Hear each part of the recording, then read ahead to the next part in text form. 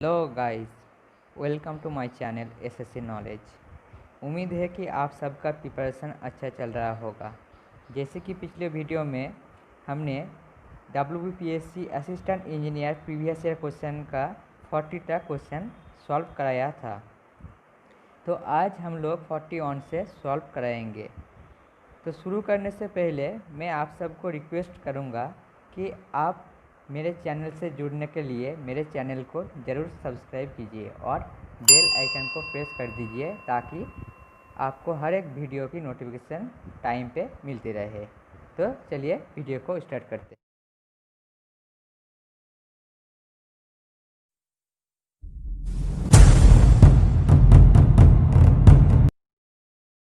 पूछा गया था the degree of static indeterminacy of pin joint frame is expressed as. इसको हम m+r-2j पे एक्सप्रेस करते हैं, जहाँ पर आपका m जो है नंबर ऑफ मेंबर है, j जो है वहाँ पर नंबर ऑफ जॉइंट है और r आपका रिएक्शन है। तो इसका ऑप्शन नंबर सी आंसर होगा। चलिए नेक्स्ट क्वेश्चन के और बढ़ते हैं। Which of the following type of rivet joint is free from bending stress? आपका बेंडिंग स्ट्रेस नहीं होता है किसमें? Double bar joint with single cover plate. अगर डबल बार जॉइंट के ऊपर सिंगल कवर हम लोग यूज़ करते हैं तो उस पर आपका बेंडिंग स्ट्रेस नहीं प्रोड्यूस होगा। तो इसका आंसर ऑप्शन नंबर बी होगा। चलिए क्वेश्चन नंबर 43 के और बढ़ते हैं।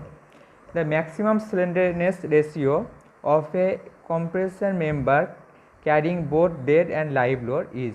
इसका जो वैल्यू है आपको ऐड रखना पड़ेगा 180, इसका आंसर होगा, मतलब ऑप्शन नंबर ए आपका आंसर होगा।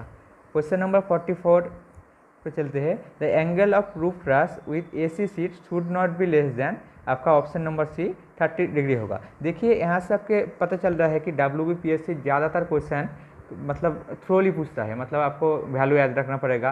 कुछ क्वेश्चन कॉन्सेप्चुअल भी पूछता है, लेकिन ज़्यादातर आपका आंसर जो आ रहा है देख सकते हैं कि आपका न्यूमेरिकल वैल्यू आपको याद रखना पड़ेगा, नंबर याद रखना पड़ेगा या कुछ भी आपको याद रखना पड़ेगा। थ्रोली आंसर मतलब आपको ज़्यादा कॉन्सेप्चुअल क्वेश्चन नहीं पूछता है, तो इसीलिए पिछली बार काट ऑफ भी बहुत ज़्यादा हो गया था।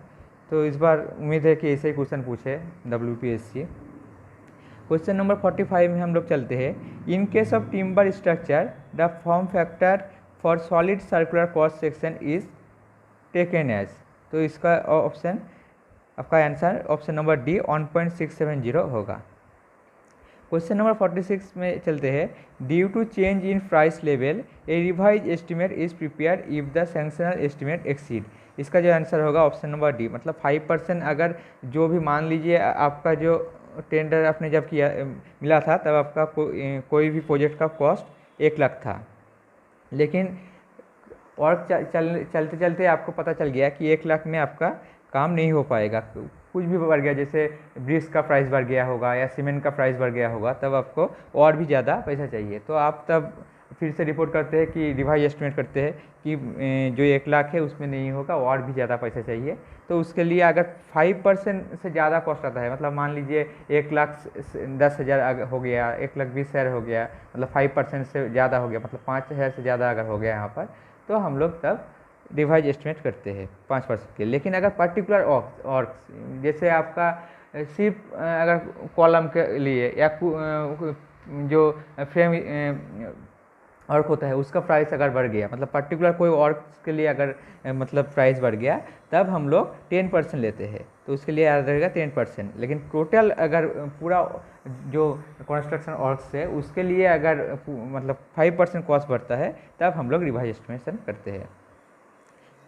बढ़ते हैं आगे।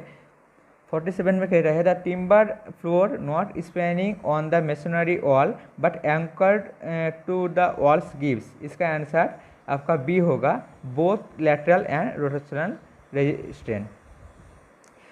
48 में कह रहे हैं the fineness modulus of fine aggregate is in the range of 2 to 3.5। तो 2 से 3.5 के बीच में होता है आपका। तो हम लोग देखते हैं अगर लेस देन 2. 2 हो तो वेरी फाइन आपका।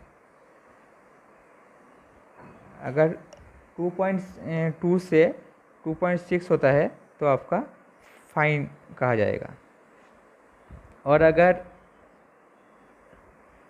2.6 से 2.9 होगा तो मीडियम कहा जाएगा, और अगर 2.9 से 3.2 होगा तो हम लोग कोर्स ग्रेन कहते हैं। तो याद रखिएगा, वैल्यू पूछ सकता है, कोई भी क्वेश्चन पूछ सकता है, तो ये सब आप नोट कर लीजिएगा।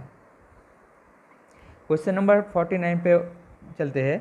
Maximum quantity of water need for 50 kg of cement for M15 grade of concrete is. इसके जो आंसर होगा 32 लीटर होता है। ऑप्शन नंबर सी आपका आंसर होगा। क्वेश्चन नंबर 50 में चलते हैं। Air attainment in the concrete increases, इसको ऑटोमेटिक को इंक्रीज करते हैं आपका।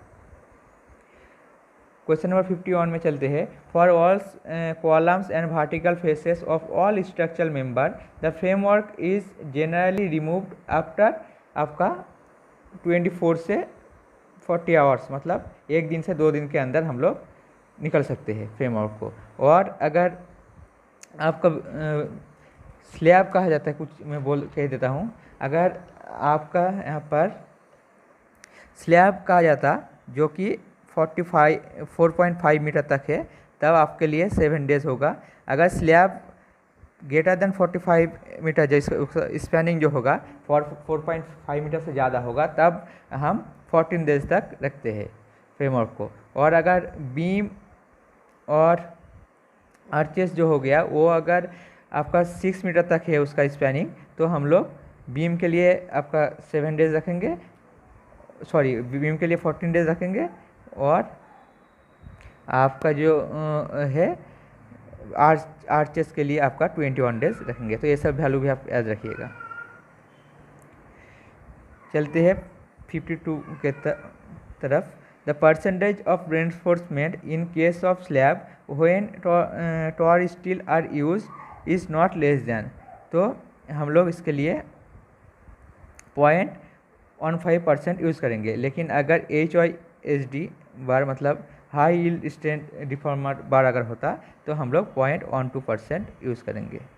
तो याद रखिएगा। क्वेश्चन नंबर 53 में क्या कहते हैं देखते हैं। Maximum distance between the expansion joint in structures as पर IS कोड इज। इसका आंसर 45 मीटर होता है, लेकिन अगर ब्रिक्स अर्क हो गया, मतलब मेसनरी अर्क्स हो गया, तब उसके लिए हम लोग 40 मीटर एक्सपेंशन जॉइंट के बीच डिस्टेंस रखते हैं। 54 में क्या कहते हैं देखते हैं। Due to attack of dry root the timber, इसका जो होता है रिड्यूस टू पाउडर, मतलब पाउडर फॉर्म में आपका टिम्बर पाउडर फॉर्म में कन्वर्ट हो जाता है। क्वेश्चन नंबर 55 में देखते हैं।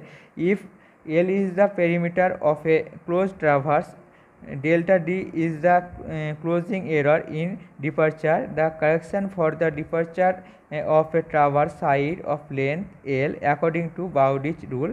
इसका जो आंसर होगा आपका ऑप्शन नंबर डी आप देख सकते हैं, L into L by delta D इसका आंसर होगा। क्वेश्चन नंबर 56 में चलते हैं। The fore bearing of the line AB and BC are measured in 146 degree 30 minute and 68 degree 30 minute. The included angle ABC is recorded as। तो इसको हम करेंगे आपका जो इसका इंक्लूड एंगल निकलते हैं, देखिए fore bearing of next line minus back bearing of previous line, ये फार्मूला होता है। तो आप यहाँ से कर सकते हैं 68 डिग्री 30 मिनट माइनस आपका जो होगा 160 डिग्री 30 मिनट प्लस 180, मतलब इसको हम बैक बियरिंग में कन्वर्ट कर लिया, तो माइनस में आंसर आएगा। उसके बाद आपको 360 से प्लस करना पड़ेगा, तो आपका आंसर 102 मतलब 102 डिग्री आएगा। क्वेश्चन नंबर 57 में चलते हैं।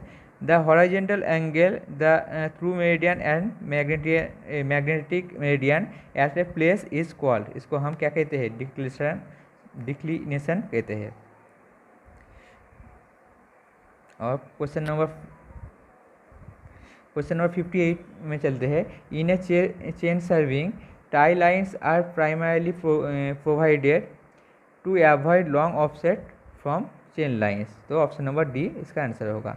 क्वेश्चन नंबर 59 में चलते हैं। which type of bonding of brick wall is unsuitable for walls of thickness less than 1.5 bricks, तो इसके लिए आपका आंसर होगा option number D, double flemish BRICS.